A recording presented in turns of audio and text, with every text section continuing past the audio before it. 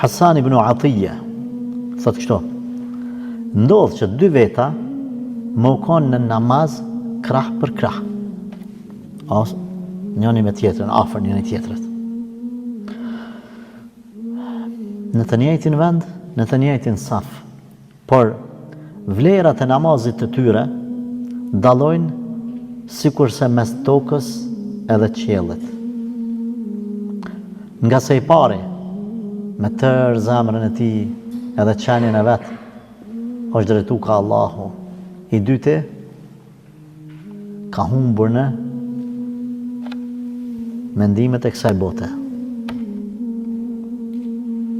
Ata janë të dytë me një saf, të dytë na i shohim që po falen, por njëri namazi i tij ka mritë Zoti Azza wa Jall, e i këtij tjetrit është për tokë, se ky e ka mendjen në dunja.